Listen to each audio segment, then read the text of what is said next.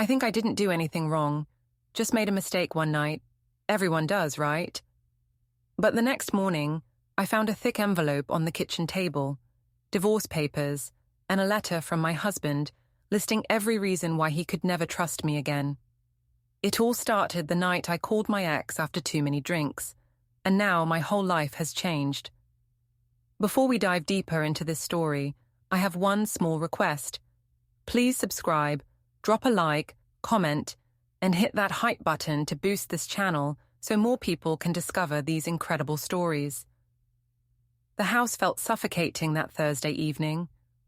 Owen was hunched over his laptop at the kitchen table, grading papers with that same focused expression he'd worn for weeks. The kids were finally asleep after another chaotic bedtime routine, and I stood in the doorway watching my husband of 8 years completely ignore my existence. Rough day, I tried, leaning against the doorframe in what I hoped was an appealing way. He mumbled, not looking up from a stack of 7th grade history essays. I waited for more, maybe a question about my day, or even just eye contact, but nothing came. This had become our routine. Owen buried in work, me feeling like a ghost in my own home.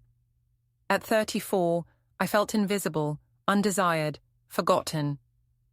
My phone buzzed with a text from my brother Jonah. "Drinks tonight. You sound stressed." I glanced at Owen, still absorbed in his papers. "I'm going out with Jonah," I announced. "Okay," came his distracted reply. That was it. No, "have fun," or "when will you be back?" Just acknowledgement that I'd spoken.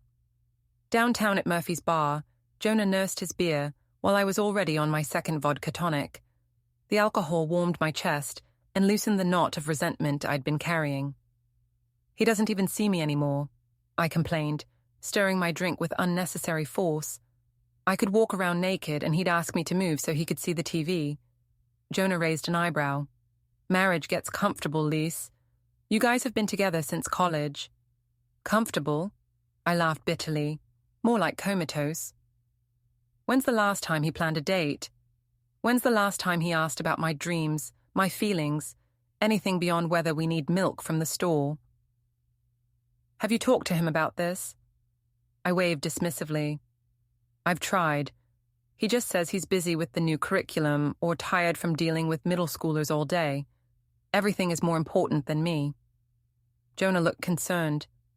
"Liz, don't do anything reckless tonight, okay? You're upset and you're drinking."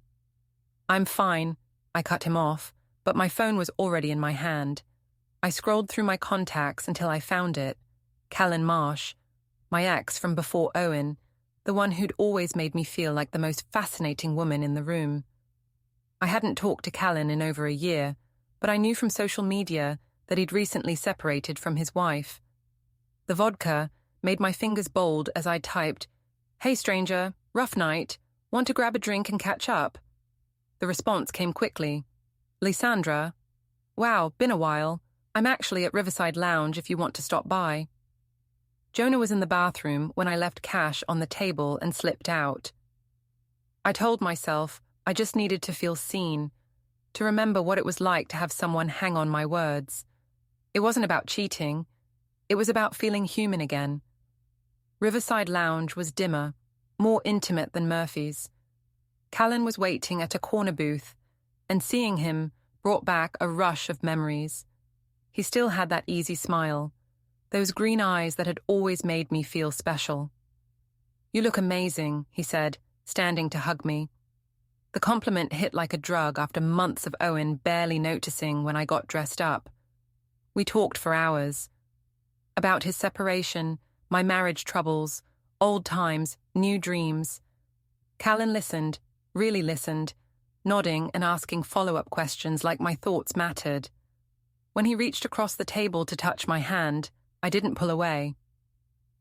"I always wondered what would have happened if we'd tried harder," he said softly.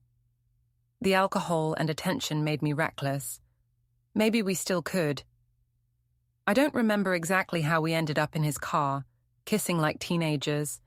I don't remember agreeing to go back to his apartment.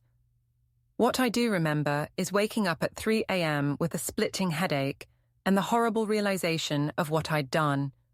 I drove home in a panic, rehearsing explanations. I'd fallen asleep at Jonah's. I'd helped a coworker with an emergency. Anything but the truth.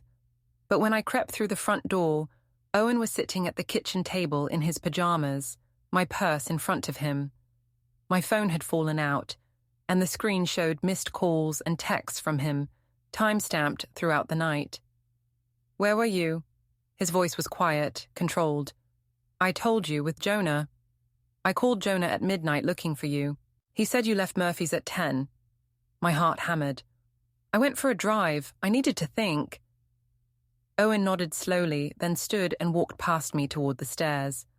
"I'm sleeping in the guest room tonight." I watched him go, my mind racing with damage control strategies. It would be fine. I'd explain everything in the morning, when we were both thinking clearly. It was just one mistake, one moment of weakness. Everyone was entitled to those, right? But when I came downstairs the next morning, Owen was loading a suitcase into his car while the kids ate cereal, oblivious to the tension crackling around them. "Daddy, where are you going?" 7-year-old Ellie asked, her spoon suspended halfway to her mouth. "Just staying at Grandma Doris's for a few days, sweetheart," Owen replied, his voice artificially bright. He caught my eye over her head, and the coldness there made my stomach drop. After he left, I called in sick to work. My head was pounding, and I needed time to figure out how to fix this. It was just a misunderstanding, blown out of proportion by Owen's paranoia and my poor communication. I tried calling him around noon, but it went straight to voicemail. "Owen, please call me back. I know you're upset, but we need to talk. I can explain everything. It's not what you think." The silence stretched through the weekend. Owen picked up the kids for their soccer games and returned them without coming inside. When I tried to corner him at Ellie's practice, he was polite but distant, like I was an acquaintance rather than his wife. Monday at work was torture. My coworker Janet kept shooting me concerned looks across our cubicles at the insurance office. "You okay, hun? You look like you haven't slept." "Just family stuff," I mumbled, trying to focus on processing claims. But my mind kept drifting to damage control. What did Owen know? What did he suspect? How could I get ahead of this? During lunch, I drove to Owen's school. I found him in his classroom, eating a sandwich while reviewing lesson plans. "We need to talk," I said, closing the door behind me. He didn't look up. "I think you said everything I needed to hear Friday night." "I didn't say anything Friday night. That's the problem." I moved closer, using the soft voice that used to work when we had arguments. "Owen, I know how it looked, but I swear nothing happened. I met up with an old friend because I was feeling lonely and neglected. We talked, I had too much to drink, and I fell asleep on his couch. That's it." Finally, he looked at me. "Whose couch?" My mouth went dry.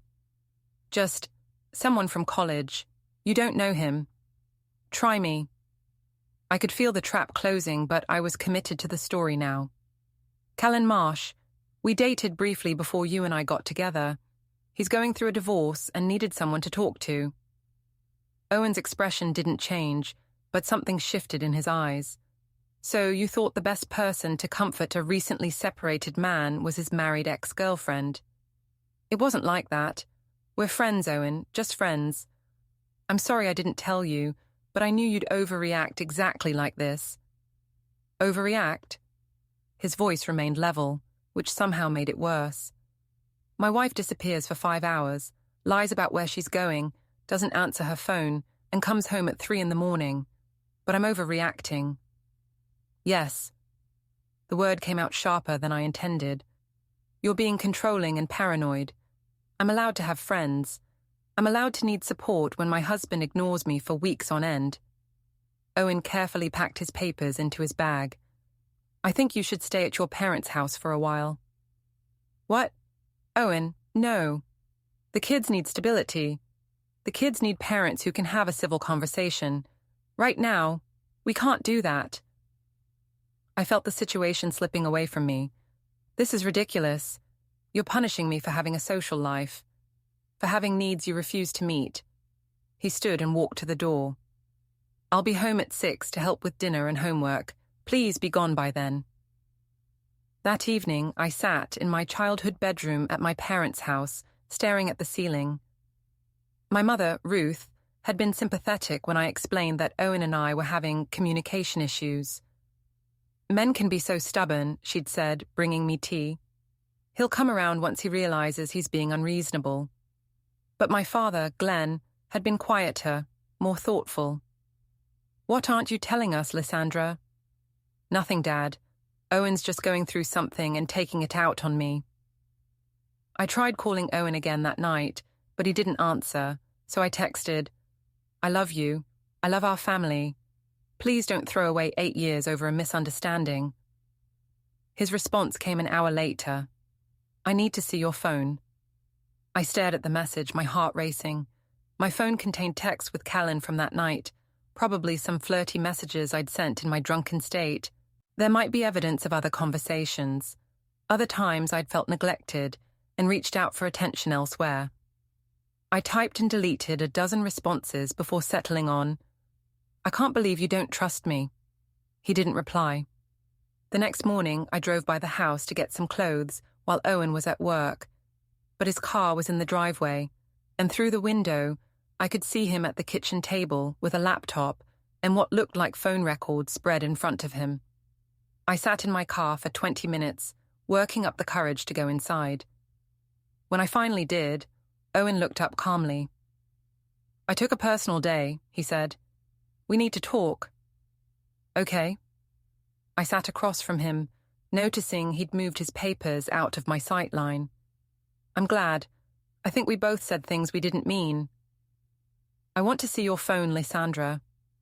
There it was again, the request I couldn't grant without destroying everything. Owen, this is crazy. Married couples don't demand to search each other's phones like we're teenagers.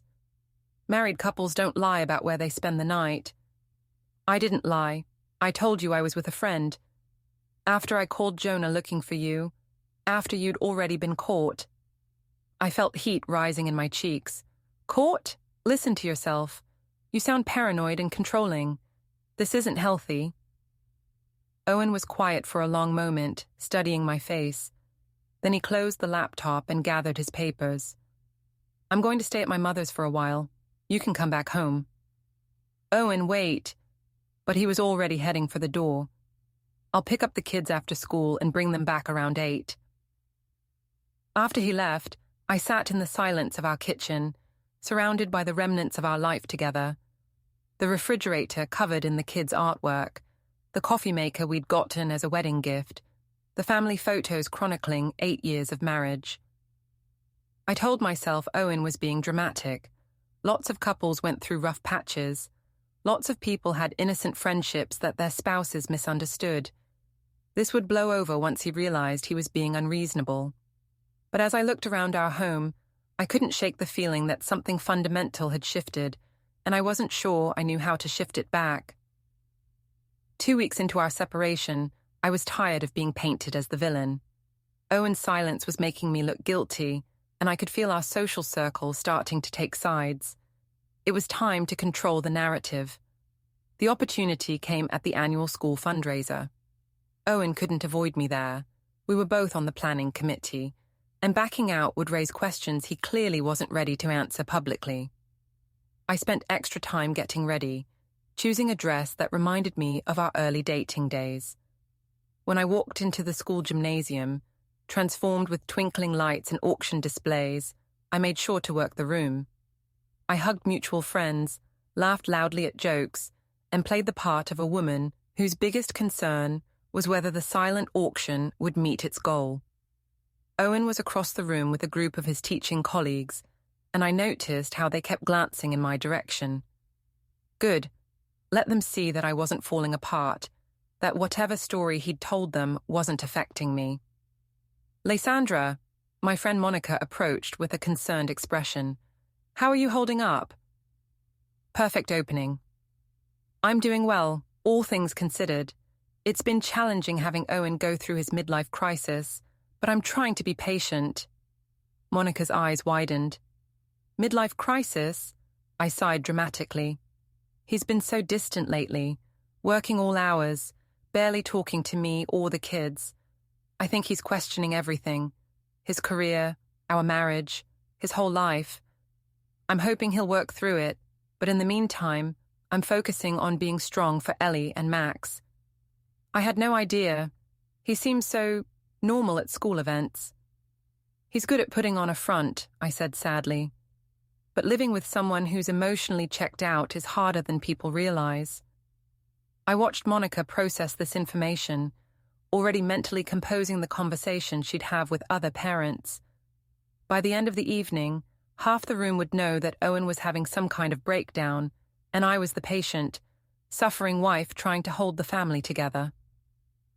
When it came time for the speeches, I made sure to sit in the front row where everyone could see me.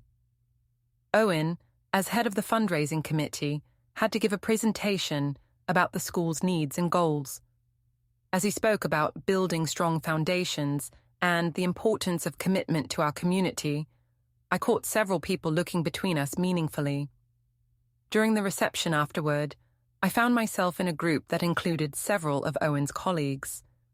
The conversation naturally turned to the challenges of balancing work and family life.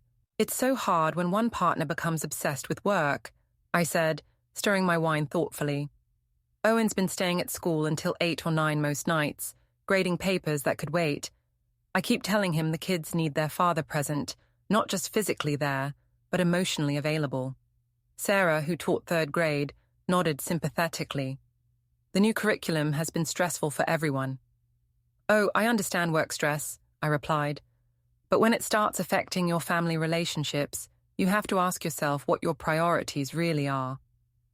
I paused, then added with a slight smile. I told Owen the other day that his students get more of his attention than his own wife does.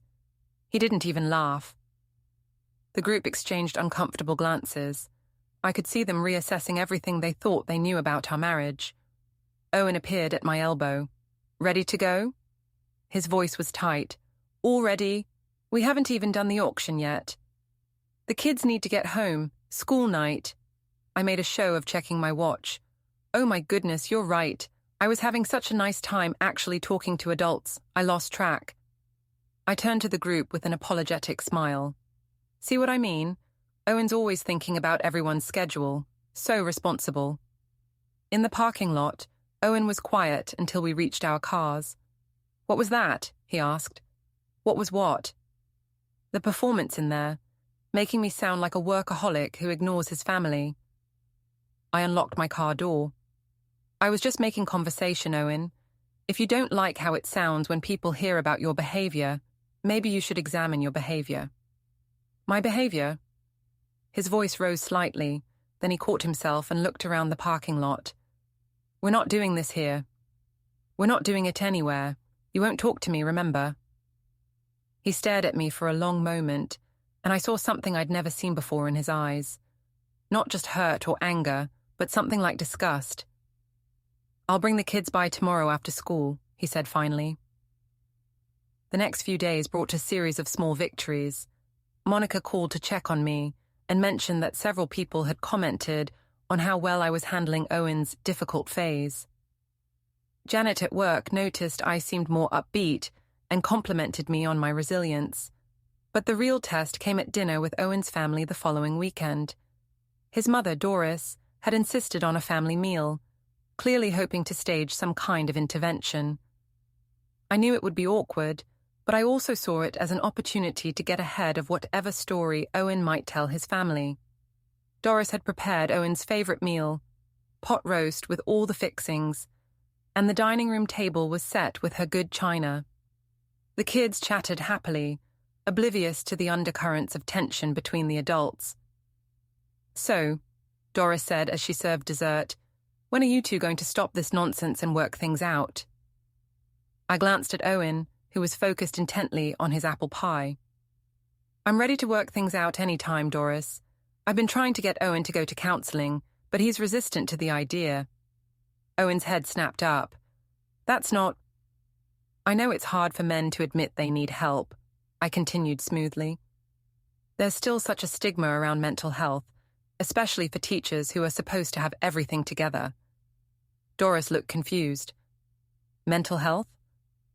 Owen's been under so much pressure at work, and I think it's affecting his judgment. He's been making some impulsive decisions lately, like moving out instead of talking through our problems like adults. Lysandra, Owen's voice carried a warning. What? I'm just being honest about what we're going through. Your mother deserves to know why her son is suddenly living in her guest room instead of with his family. Doris looked between us, clearly trying to piece together a story that made sense. Owen hasn't told me much about what's happening. Because he's embarrassed, I said gently. Aren't you, honey? It's okay. Depression affects a lot of people. There's no shame in getting help. The silence that followed was deafening. Owen slowly put down his fork and looked at me with an expression I couldn't quite read. You're right, he said quietly. I have been making some impulsive decisions lately, like trusting my wife, like believing her when she says she's somewhere she's not, like thinking our marriage meant something. He stood up abruptly. Kids, get your coats. We're leaving. Owen, Doris started. Now, please. As they gathered their things, Ellie looked back at me with worried eyes. Mummy, are you coming? Not tonight, sweetheart. Daddy needs some time to think. After they left, I helped Doris clear the table in uncomfortable silence. Finally, she spoke. What really happened, Lysandra? I sighed, playing the role of the long-suffering wife. I made a mistake, Doris. I had dinner with an old friend without telling Owen first, and now he's convinced I'm having an affair. I've tried to explain, but he won't listen. He's so paranoid and angry, I'm starting to worry about his mental state. Doris dried a plate slowly, considering this. Owen's never been the paranoid type. People change when they're under stress, and he's been under so much stress at work, with the new curriculum and budget cuts. I think this is his way of having a breakdown, without having to admit he's having a breakdown. I could see her wavering, wanting to believe that her son was just going through a difficult phase, rather than that her daughter-in-law had betrayed him. Maybe you're right, she said finally. Maybe he just needs time. Driving home that night, I felt a sense of accomplishment. I was successfully reframing the narrative, making Owen look like the unstable one, while I appeared patient and concerned. People were starting to see me as the victim of his unreasonable behavior, rather than the cause of our problems. But when I got home, there was a message on my answering machine from Owen's lawyer, requesting a meeting to discuss the dissolution of marriage and custody arrangements. I played the message 3 times, my stomach sinking further each time. Owen wasn't just having a tantrum or going through a phase. He was serious about ending our marriage. And for the first time since this whole mess started, I began to wonder if I'd underestimated just how much damage one night of poor judgment could do. The law office smelled like leather and disappointment. I sat across from Owen's attorney, a sharp-eyed woman named Patricia Hendricks, who had spread what looked like half a forest worth of paperwork across the conference table. Mrs. Fielding, she began, my client is seeking a dissolution of marriage based on irreconcilable differences with joint custody of the minor children and an equitable division of assets. I glanced at Owen, who sat beside his lawyer with the same calm expression he wore when grading papers. This is all happening so fast. Shouldn't we try counseling first? My client attempted to discuss the issues with you multiple times. You've been unresponsive to those attempts. That's not true. I've been trying to explain. Patricia held up a hand. Mrs. Fielding, I'd recommend you obtain legal representation. This is a complex matter involving significant assets and child custody. Complex? I felt my voice rising. We're talking about one misunderstanding that Owen has blown completely out of proportion. For the first time, Owen spoke. Show her the timeline. Patricia slid a folder across the table. Inside was a detailed spreadsheet with dates, times, and corresponding evidence. My throat went dry as I scanned the entries. March 15th. Lysandra claims to be working late. GPS shows location at Riverside Lounge, March 22, Says she's at book club. No book club scheduled that week. April 3rd, out with Janet from work. Janet confirms she was home with sick children. April 18th, the night in question, timeline of calls, texts, and locations. Each entry had supporting documentation, screenshots, receipts, witness statements. The evidence painted a picture of systematic deception that made my stomach churn. "This is stalking," I said weakly. "You've been tracking me like a criminal." "I've been documenting discrepancies between what you told me and where you actually were," Owen replied. "The phone records are from our joint account. The credit card statements are for cards we both use. The witness statements are from people you claim to be with." I flipped through the pages, seeing months of small lies laid out in black and white.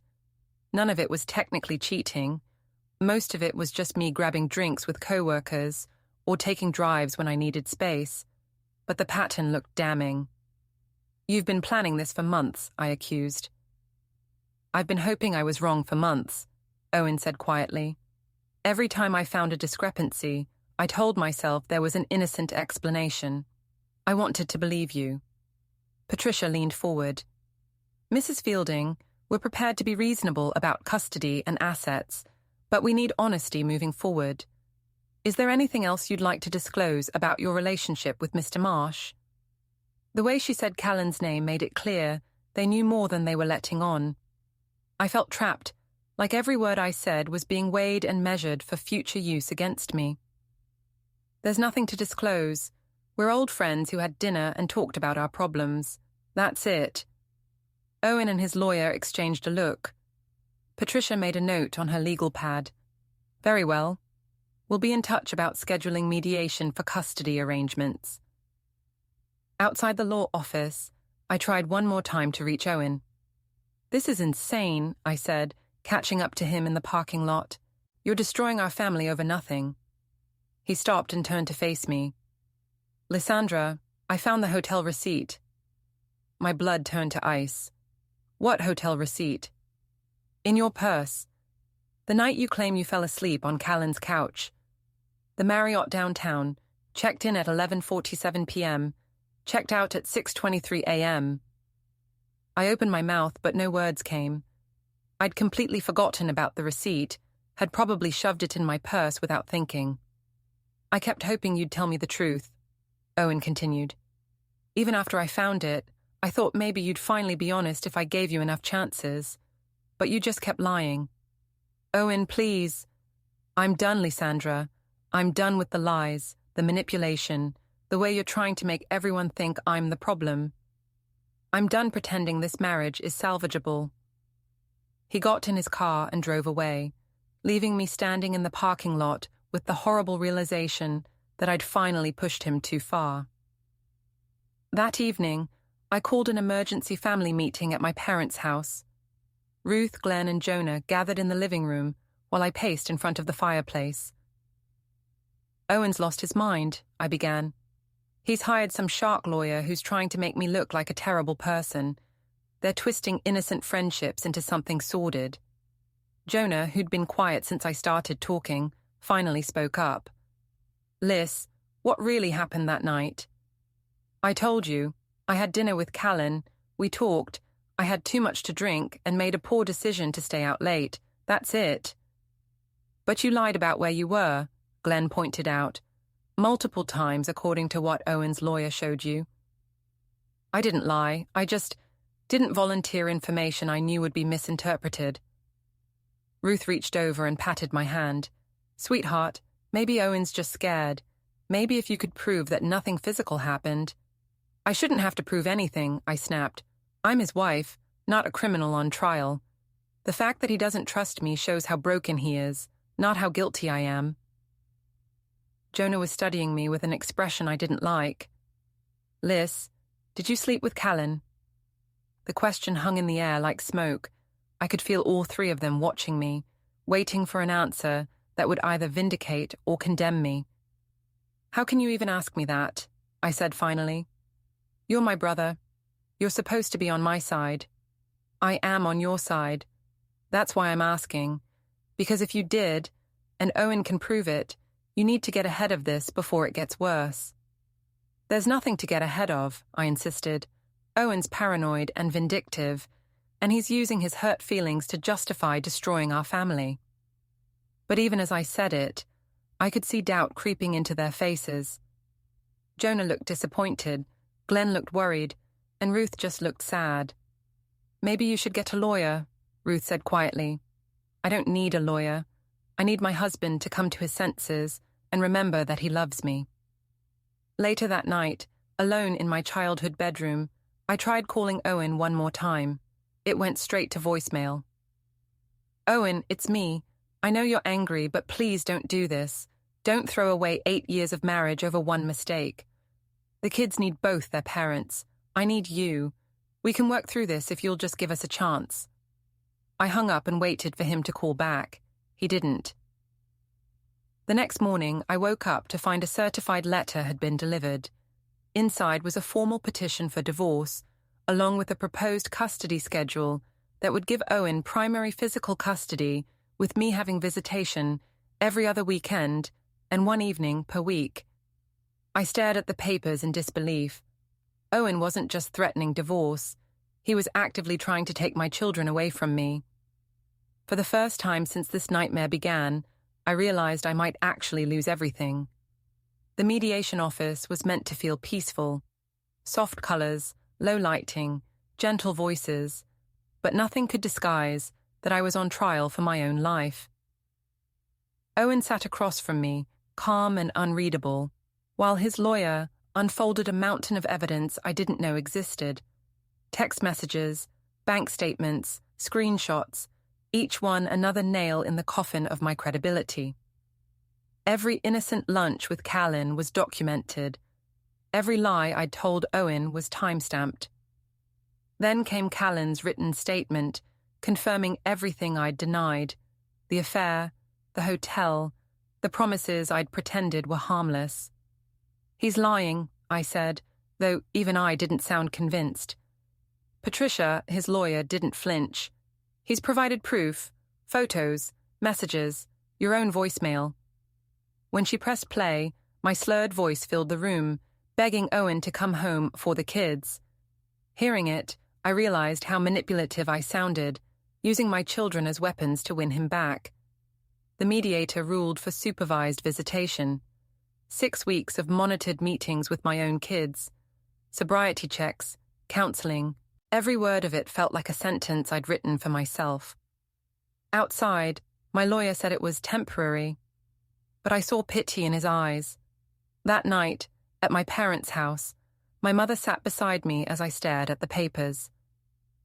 Maybe this is for the best, she said softly. You've been trying to run from your life for a long time. And as I sat there, surrounded by the wreckage I'd built, I realized she was right. I hadn't been fighting for my family. I'd been fighting to avoid admitting I was the one who'd destroyed it. 3 months later, I sat in the empty house that used to be ours, surrounded by boxes and the ghosts of a life I'd dismantled piece by piece. The divorce was final.